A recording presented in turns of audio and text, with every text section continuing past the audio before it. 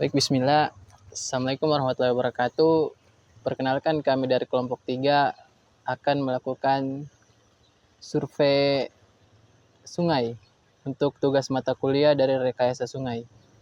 Di sini kami akan memperkenalkan anggota kelompok kami, dimulai dari saya sendiri. Perkenalkan, nama saya Aditya Putra Ramadan dengan NIM F111230055. Perkenalkan, nama saya Andre Kiratianto dengan NIM F111230065. Perkenalkan, nama saya Vivaldi Amado Sumpila dengan NIM F111230043. Perkenalkan, nama saya Haironisa dengan NIM F1123005. Dan perkenalkan, saya Nadifa Nur Afia Ibrahim dengan NIM F111230020.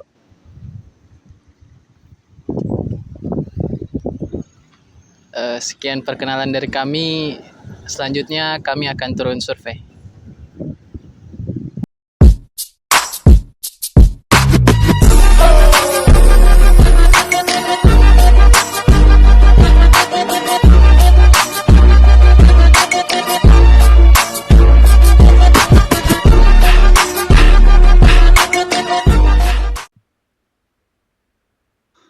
Baiklah, jadi di sini saya akan menjelaskan sedikit tentang debit air sungai.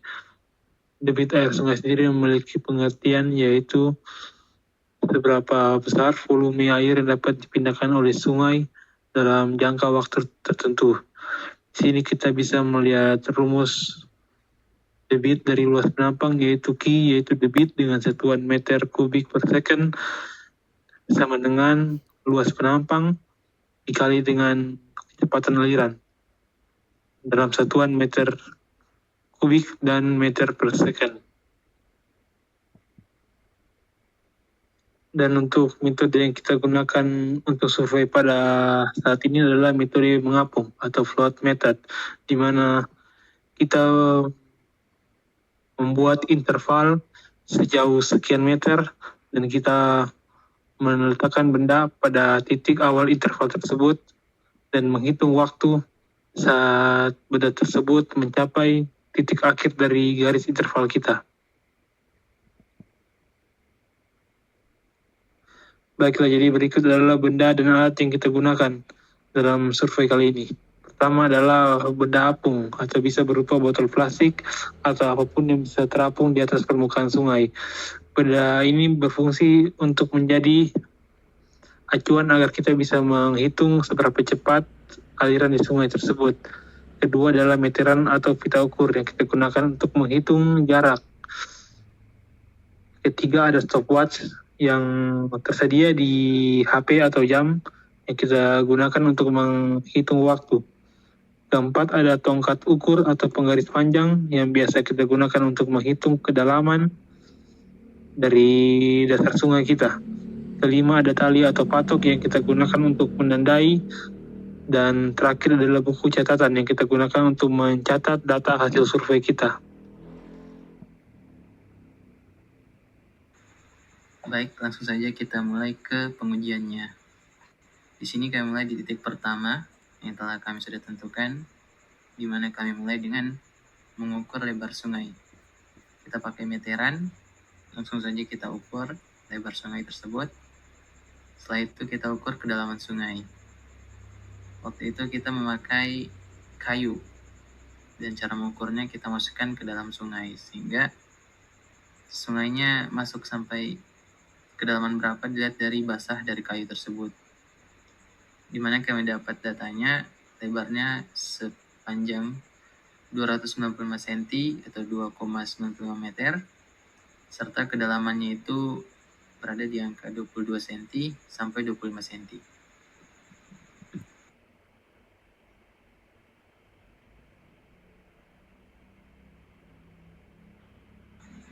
Nah, setelah kita dapat dikali kecepatan, kami dapat luas penampang yaitu sebesar 0,6785 meter persegi. Sedangkan kecepatannya sebesar 1,47 meter per second atau per detik. Sehingga untuk menghitung debitnya tinggal kita kalikan saja. A kali V sehingga didapat hasilnya 1 meter kubik per detik atau per second debit dari sungai yang kami uji di titik 1.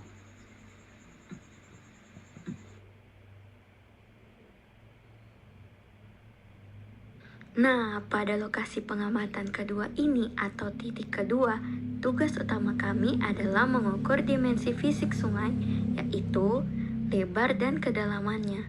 Seperti yang teman-teman bisa lihat pada video dokumentasi di slide ini. Yang pertama, lebar sungai. Kami mendapatkan total lebar penampang basah sebesar 250 cm atau 2,5 meter. Yang kedua, kedalaman. Kami mengambil 3 titik sampling untuk mendapatkan profil dasar sungai. Di sisi kiri dan kanan, kedalamannya adalah 32 cm. Sedangkan di bagian tengah atau titik terdalam mencapai 39 cm. Data ini sangat krusial sebagai langkah awal untuk menghitung luas penampang dan nantinya menentukan besarnya debit air.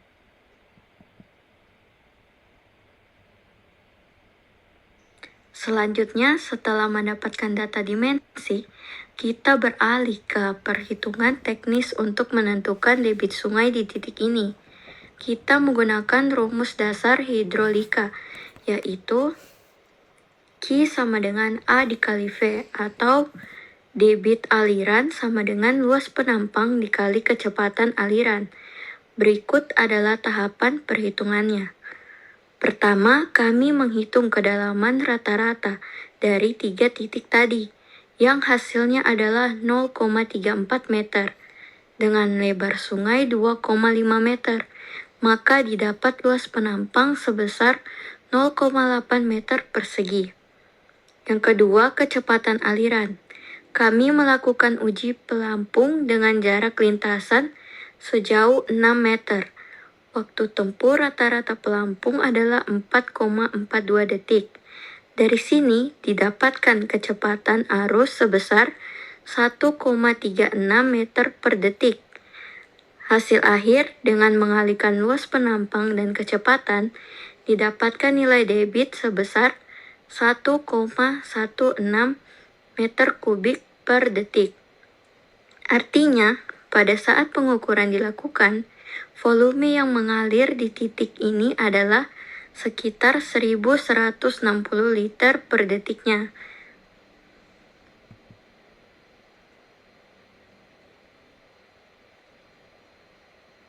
Sekarang kita pindah ke titik ketiga, di mana setelah dilakukannya pengukuran, didapatkan lebar sungai pada titik yang ditinjau adalah 350 cm, sedangkan kedalamannya yaitu 30 cm, 36 cm, dan 30 cm.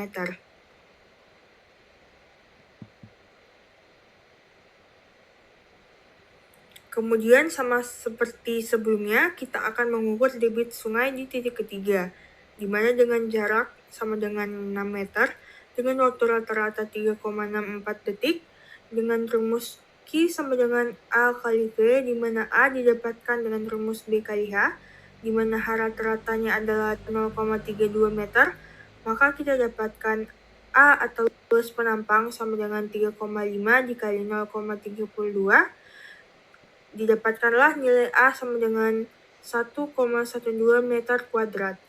Dan nilai V atau kecepatan didapatkan dengan rumus L per T, yaitu 6 per 3,64 dan menghasilkan nilai 1,65 meter per sekon. Selanjutnya akan diaplikasikan ke dalam rumus debit, yaitu luas penampang dikali kecepatan. Dan kemudian akan didapatkan nilai 1,85 meter kubik per sekon.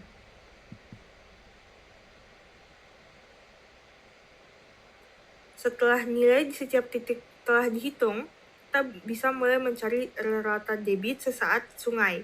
Dengan rumus rata-rata, maka kita dapatkan nilai debit sesaat sungai sebesar 1,337 meter kubik per sekon.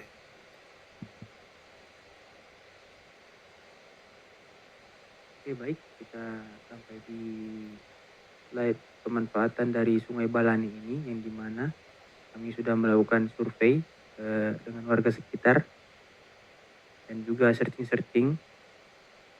Jadi di Sungai Balani ini sendiri digunakan sebagai irigasi, sumber utama bagi jaringan irigasi primer.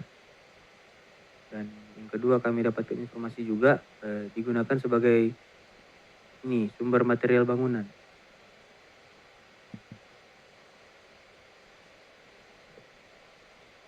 Ya, ini dia untuk lokasi tempat kami survei kemarin, yang dimana itu bisa dilihat sendiri di sini batu kalinya banyak ya.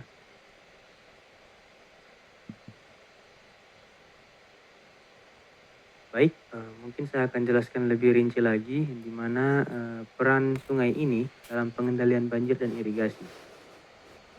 Bisa dibilang sungai ini berperan penting dalam mencegah banjir dengan menahan aliran air deras saat musim hujan. Selain itu juga, sungai ini menjaga ketersediaan air sepanjang tahun untuk berbagai kebutuhan masyarakat sekitar. Bisa dibilang begitu. Dan juga air sungai ini dimanfaatkan untuk mengairi lahan pertanian di sekitar, di mana tadi saya bilang dari jaringan primer sebagai sumber utama. Kemudian air sungai ini dialirkan kembali ke pertanian di sekitar itu.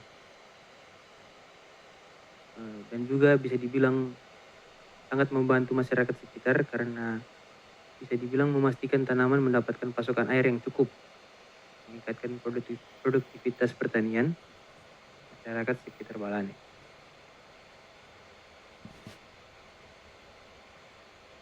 Baik, di sini bisa dibilang bahwa Sungai Balani ini dimanfaatkan sebagai material bangunan,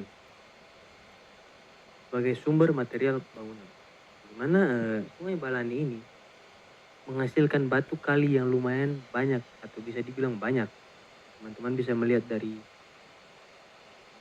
video sebelumnya yang saya tampilkan di layar, bahwa batu kali dari Sungai Balani ini dimanfaatkan oleh warga-warga Palu sebagai material dari bangunan-bangunan yang mereka akan bangun.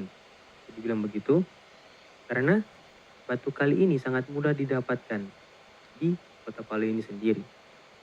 Dan juga kami sempat bertanya-tanya kemarin bahwa batu kali ini dimanfaatkan juga oleh warga-warga sekitar untuk menjadikannya sebagai penunjang ekonomi. Karena sudah banyak, mungkin hampir semua warga-warga dari sekitar sini melakukannya untuk menunjang ekonomi mereka sehari-hari. Jadi bilang begitu. Oke, jadi kita sudah sampai di akhir dari video ini. Saya sebagai perwakilan dari kelompok 3 ingin mengucapkan terima kasih kepada teman-teman karena sudah mau menonton video ini. Dan juga mau meminta maaf jikalau video kami masih banyak kurangnya. Mungkin sekian saja dari kami. Wassalamualaikum warahmatullahi wabarakatuh.